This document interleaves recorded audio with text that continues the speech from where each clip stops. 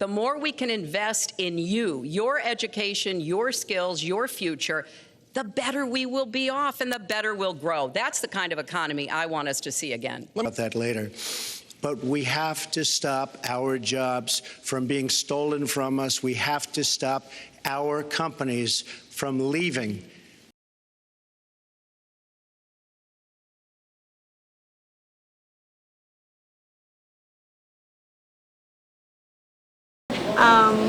Honestly, I cried.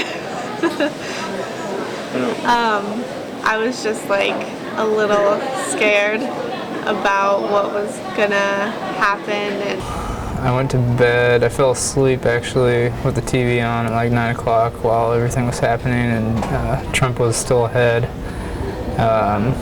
When I got home from work, I was shocked, and then I woke up like 2:45 in the morning on the couch, and I thought that Hillary would come back and win, but I was really shocked to see that he was still in the lead, because all the polls and everything already basically were predicting Hillary to win.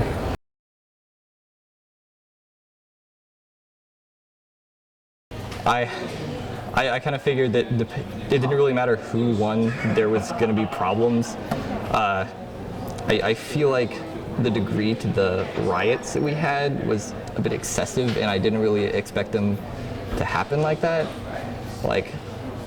Well, especially since Trump did win, I did expect riots to happen, especially since so many people felt the way they did towards him.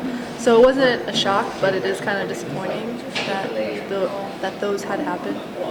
No, and then after the fact that they broke out, I kind of thought, well, kind of either way, I guess there would have been riots had the other candidate won too.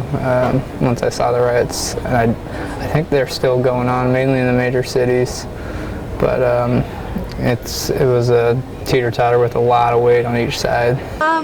No, it wasn't a shock. I definitely expected it to go on at least for like a long time, because I knew how life-changing this election was and how difficult everything was.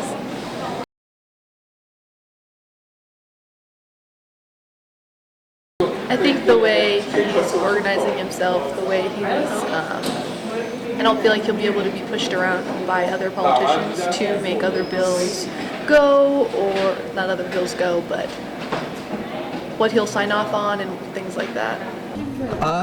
His lack of political background kind of gives him an interesting perspective on what's going on in Washington, so I feel like he could potentially come up with some interesting ideas or put forward policies that normally people wouldn't attempt to do because of the restrictions in Washington. So I'm just kind of hoping that since we do have someone who's not inherently a politician, we're going to see actions that would reflect that.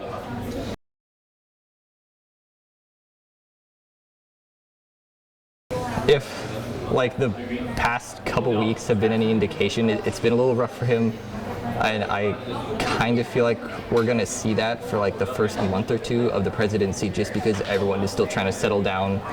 Trump is going to need a lot of support from other politicians and possibly Obama, because he really doesn't have a firm grasp on what goes on with the presidency. Things will be different. I want to see Obamacare go away. You know, it's taken a toll on local businesses. I see both sides of it. I think it's good because everybody has health care coverage, but I think it's taken too big of a toll on some other entities, people. I think he's just now realizing that it's like a big job. It's not just like a show. So I think he just needs to like get his act together and like pick right people to help him, and should be okay if he does that.